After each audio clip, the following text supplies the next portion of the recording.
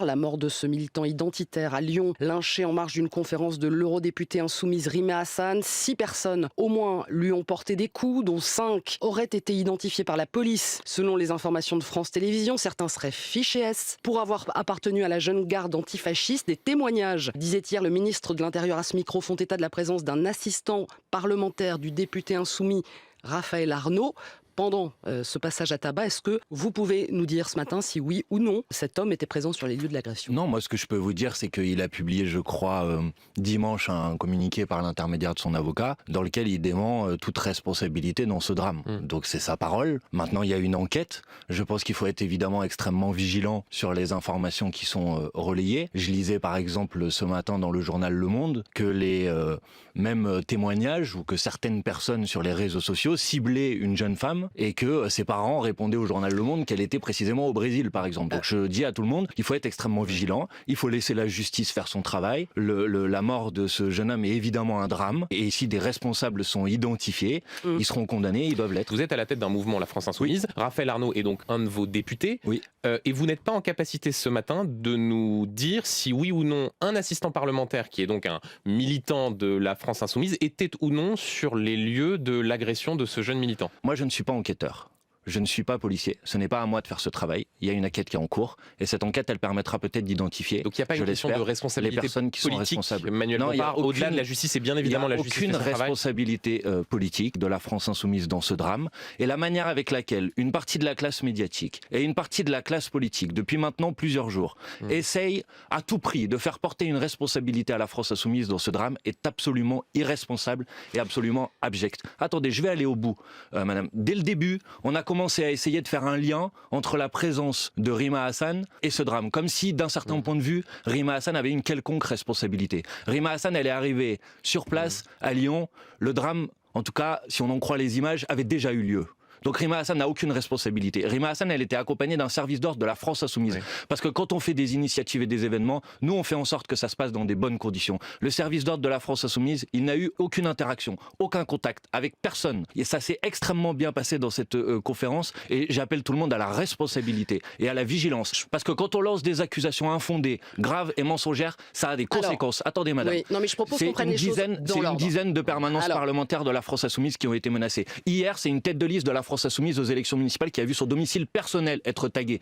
Et ça, c'est la responsabilité de toutes celles et ceux qui essayent de nous pointer sur ce sujet. On va prendre les choses dans l'ordre, Manuel Bompard. Hier, on a à ce micro le ministre de l'Intérieur qui nous confirme que l'ultra-gauche est à la manœuvre dans cette rixe qui tourne au lynchage, que des militants du collectif de la Jeune Garde antifasciste dissoute en juin dernier y sont. Ce matin, on a des informations de France Télévisions qui vont dans le même sens. Est-ce que vous reconnaissez, est-ce que vous commencez par reconnaître que ce sont des militants de l'ultra-gauche qui sont à l'origine de la mort de Quentin Madame, Laurent? Ce n'est ni au ministre de l'Intérieur, en vertu de la séparation des pouvoirs dans notre pays, qui est peut-être une idée qui vous a pas échappé, ni au ministre de l'Intérieur, qui est informé par ses services d'enquête, ni au ministre de la Justice, de dire qui sont les responsables, quelles sont les circonstances, qui sont les coupables. C'est à la procédure judiciaire d'élaborer ces éléments. Ne reconnaissez pas. Mais c'est pas que je ne reconnais ou je ne reconnais pas, madame, c'est que je n'ai pas d'informations à ce sujet, et ce n'est pas à moi de faire le travail d'enquête à la place des enquêteurs. Attendez, je vais être clair jusqu'au bout. Je ne sais pas qui sont les personnes. Moi, je fais partie des gens qui ont toujours appuyé et soutenu l'idée que,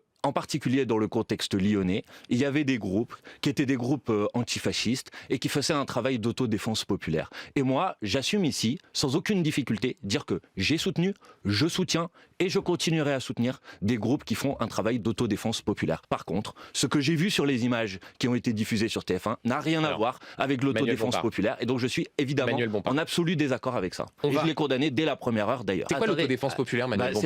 C'est le fait de... Je vais vous dire ce que c'est l'autodéfense populaire. C'est le fait que quand vous êtes dans un contexte à Lyon, dans lequel depuis des années et des années, vous avez des groupuscules d'extrême droite qui sèment la terreur dans les rues, qui attaquent les personnes racisées, qui attaquent les personnes LGBT, qui attaquent les manifestations, quand il y a eu 102 attaques ces dernières années à Lyon, et 70% d'entre elles sont restées impunies, quand manifestement les autorités qui ont été informées à de multiples reprises sur ce qui se passe à Lyon, sur ce contexte, sur la gravité, vous savez les conséquences que ça a? Les conséquences que ça a, c'est des personnes LGBT à Lyon, elles ne font pas de gestes d'affection parce qu'elles ont peur d'être attaquées. attaqué, d'être menacé. C'est ça les conséquences que ça a. Manuel Bompard. Attendez, je vais répondre à votre question. Ouais. Vous m'avez posé une question. Donc l'autodéfense populaire, ça veut dire quoi? Ça veut dire être en capacité de garantir le fait qu'on puisse organiser des événements, qu'on puisse organiser des initiatives. Mais c'est quelque chose de pacifique et c'est quelque chose de Mais vous, défensif. Manuel vous voyez ce Bompard. dont on parle là Et ben précisément, Là, on parle de militants qui ont été identifiés comme des anciens membres de la Jeune Garde. Mais qu'est-ce qui n'est pas clair, Benjamin Duhamel, dans votre esprit, quand je vous dis que moi j'appuie et je soutiens les groupes qui font de l'autodéfense populaire et je suis en absolu désaccord et je condamne fermement les gens qui donc frappent un homme vous à êtes terre. en- Donc je fais que la distinction parce que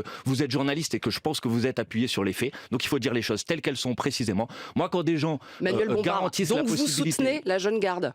Non, j'ai soutenu la Jeune Garde, elle est dissoute aujourd'hui. la Alors, Jeune Garde. vous avez soutenu la Jeune Garde, qui a été dissoute parce que plusieurs de ses membres ont participé à des rixes violentes à Non. Strasbourg, à Paris, à Lyon. Il y a eu des condamnations. On a 8 militants de cette Jeune Garde qui sont mis en examen après l'agression en réunion d'un mineur en raison de la race, de l'ethnie, de la religion. Donc ils n'ont pas été condamnés. Et Voilà. le fondateur de ce mouvement, qui est Oui. donc député à la France Insoumise, qui lui a été condamné Alors, est-ce que pour vous violence connaissez- volontaire. Est-ce que vous avez lu le procès-verbal de cette condamnation? Est-ce que vous connaissez le contexte de cette condamnation de Raphaël Arnaud? Il a été pour 4 condamné. mois avec sursis. Oui. Pourquoi? Vous savez pourquoi? Je vais vous expliquer Pour le violence contexte. volontaire. Parce qu'il y avait une manifestation LGBT à Lyon, d'accord? Et qu'il y a 80 néo-nazis qui ont tenté d'attaquer cette manifestation LGBT. C'est ça qui s'est passé ce jour-là. Et Raphaël Arnaud, il s'est interposé. Attendez.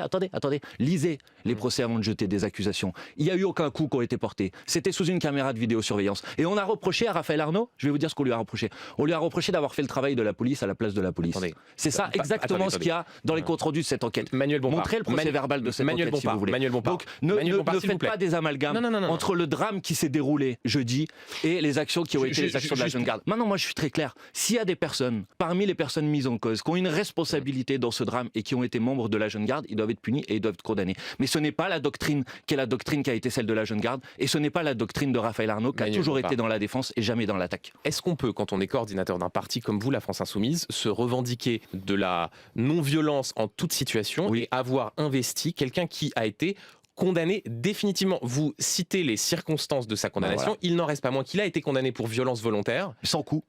Et donc quoi? Donc une décision de justice, ça ne compte pas? Mais c'est pas que ça ne compte pas, c'est que ça ne correspond pas à l'image violente que vous voulez présenter de lui. De la même manière, monsieur Duhamel, vous avez cité les fiches S, comme si ça devenait une condamnation. Vous savez que les fiches S, c'est une décision administrative. Vous savez qu'il y a sans doute des personnes dans votre rédaction qui ont des fiches S. Vous le savez. Ça ne veut pas dire qu'ils sont coupables de quoi que ce soit. Donc il faut faire attention sur les faits. Il faut faire attention à ce qu'on dit. Il ne faut pas raconter n'importe quoi. Moi, j'ai toujours condamné la violence. Jean-Luc Mélenchon, ça fait depuis 20 ans que je milite à ses côtés. J'étais jeune militant quand j'ai rejoint Jean-Luc Mélenchon. Et je me rappelle très bien que dans l'ensemble de ses formations, de ses meetings, il a toujours dit la même chose. La violence rabougrit notre combat politique. La violence est à proscrire absolument. Et vous trouverez jamais d'ailleurs une déclaration de qui que ce soit à la France Insoumise qui promeut la violence comme un Manuel mouvement Bompard. Si politique. le Rassemblement National avait investi un candidat et avait fait élire un candidat condamné pour violence volontaire, vous seriez dans ce studio à regarder le détail de la Mais il l'a condamnation et fait. à en parler? Mais alors c'est bien, vous auriez dû travailler. Parce que est-ce que vous savez que M. Bocaletti, Oui, qui absolument. est député, donc a été élu et investi candidat Ouais. par le Rassemblement National, Et donc, il là, a ça été vous, et donc là, condamné. ça vous pose un problème. Oui, mais lui, il a été condamné pour violence en réunion avec armes. Vous voyez la différence entre être condamné Ouais. pour violence en réunion avec armes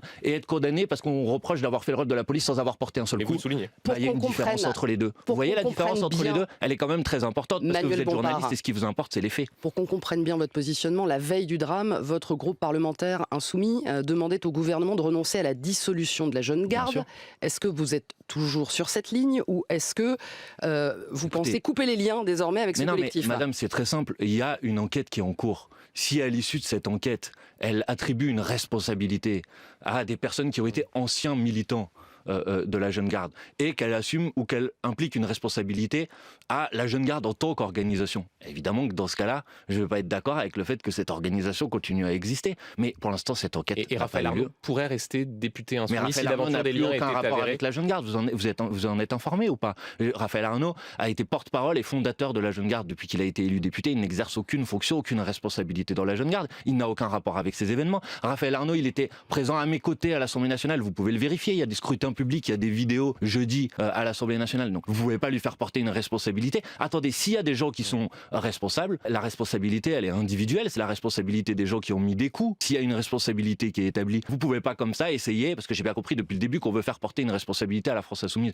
Je vous mets en alerte sur un point. La méthode qui est à l'œuvre aujourd'hui dans une partie de la classe politique et de la classe médiatique en France est exactement la méthode qui a été utilisée aux États-Unis par Donald Trump après l'assassinat de Charlie Kirk, qui a accusé le Parti démocrate d'être responsable alors qu'il n'avait aucune responsabilité. Et maintenant, on fait la même chose avec la France Insoumise. Et c'est totalement scandaleux. Et ça a des conséquences, je le disais tout à l'heure. Donc il faut faire attention à ce qu'on dit. On ne peut pas jeter des noms en pâture comme ça sans aucune preuve. À ce qu'on dit, ça c'est aussi ce que vous renvoie Raphaël Glucksmann qui dit vous ne pouvez pas en permanence utiliser des mots d'une violence extrême sans penser qu'ils se traduiront en actes. Et on a la porte-parole du gouvernement qui, elle, parle d'une responsabilité morale de la France Insoumise. Quel mot ? Quel mot ? Quel mot j'ai utilisé qui est d'une violence extrême ? La brutalisation du débat politique, ça vous parle pas ?